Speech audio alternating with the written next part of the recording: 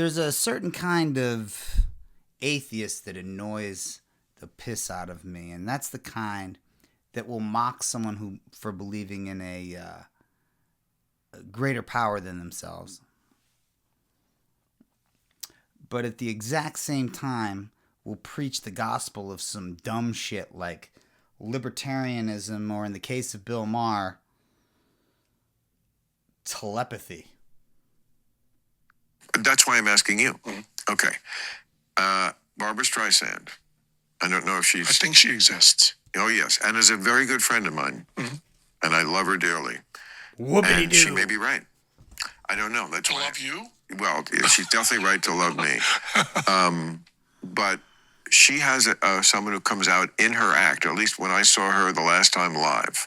And this is going back, not that long, but maybe 8 years. And it's somebody she presents in the middle of her show who does a psychic act and does things, like somebody in the audience. And you can tell when someone is not a plant in the audience. No one is that good an actor. I agree with you. Because they have legs, right? Okay. So, and then, writes on a whiteboard the name of their high school boyfriend or whatever it is that is like, it's like, no, I know I don't know how magic tricks work, so I'm saying maybe there is a way, but it is befuddling to me how someone could do that trick. What could possibly be the means by which you get into this person's head? You've just described a trick. You just happen to have. I don't see this as a trick. A trick involves a prop, like blood from a stone. No. Okay. No. This is just mental telepathy. But you're making... So Bill is describing a scene that he witnessed at his friend Barbara Streisand's show. He has to name drop Barbara Streisand.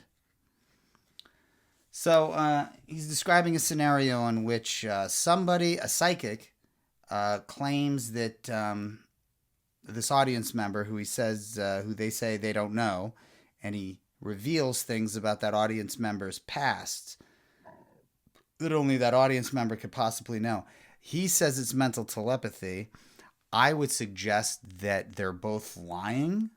I finally watched Bill Maher's Religulous movie, and what a piece of shit. A cheap Michael Moore knockoff. The montages to walk like an Egyptian. Ew. It's so bad. And it was directed by Larry Charles, who was sued for $100 million by a Palestinian grocer who was falsely portrayed as a terrorist in the Sacha Baron Cohen movie Borat, also directed by Larry Charles. The thing about Religulous that strikes me is how selective they are in the religions that they criticize and how they criticize these religions.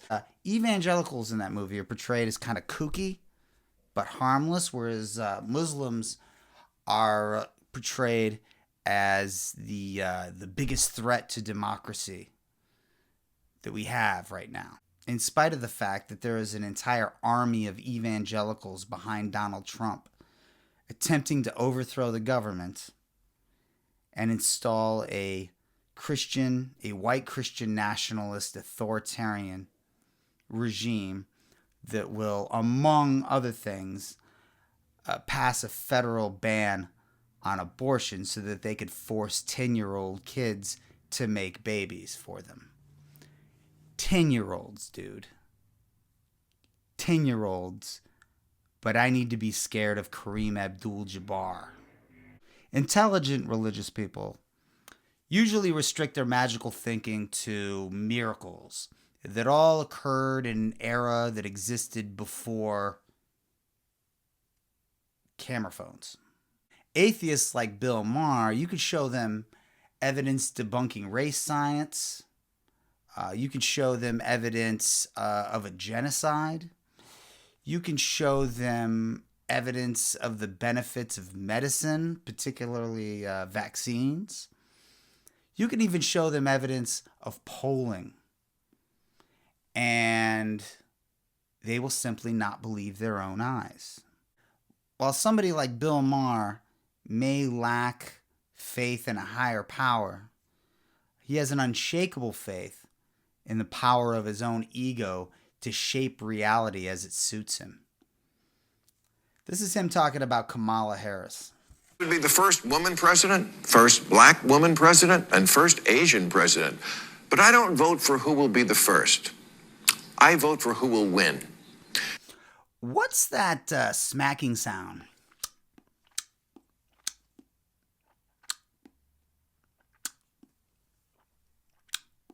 Sounds like his mouth is smacking itself for saying stupid shit. Harris would be the first woman president, first black woman president, and first Asian president. But I don't vote for who will be the first. I vote for who will win. Somebody get this guy a glass of water, man. That's disgusting.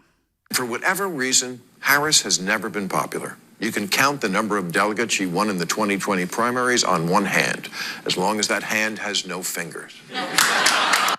Well, this isn't 2020. This is 2024, and Harris just won enough delegates in the first round to secure the nomination. You know, if anybody else wanted that nomination, they should have ran for it in the primary. But nobody did. Nobody with a name did, because they didn't have the balls. They were chicken shit. They didn't want to go up against Biden. Or maybe they didn't want to go up against Trump. I don't know. But if Gavin Newsom suddenly shows up at the last minute and says, I want the job, oh my God, you are disqualified, dude. A, for your arrogance, and B, for your lack of guts. In 3 years as vice president, she's been quieter than an electric car. And like an electric car, your MAGA uncle can't explain why she fills him with homicidal rage. My MAGA uncle could totally explain it to you. I'll give you 3 guesses. Why? Let me tell you something about my Uncle Frank. My racist Uncle Frank. My Uncle Frank is so racist. How racist is he? How racist is he? My Uncle Frank is so racist that all the other guys in the Ku Klux Klan call him Frank the Racist. She just does. Sometimes life isn't fair. It's not fair that she's not popular. She's intelligent and accomplished, and in fact was put in charge of the border. And look at how... Okay, bad example. Bad example, yeah, bad example. The reason why is because she wasn't put in charge of the border. I don't know how many times this has to be repeated. The Department of Homeland Security is in charge of the border. I don't know. Do I have to say that? How slowly do I have to say this? Vice presidents are not put in charge of the border. Department of Homeland Security is in charge of the border. The president obviously has a say, could sign an executive order or whatevs. But that is not the vice president's department. Dumbass. Where you get your talking points from? Ben Shapiro, who is sitting across the table from you in this very clip, which begs the question, why do you even care? I mean, she is popular. Once again, I don't know where you're getting your info from, but she's pretty popular. They're neck and neck right now. She's only been running for like a week. Give me a break. We haven't even had a debate between the two yet, and she's already beating him by, a couple points in some of these states. But once again, why do you even care? You're so paranoid about wokeness destroying the fabric of America. It's our biggest threat. It's the biggest threat to America is the woke mind virus.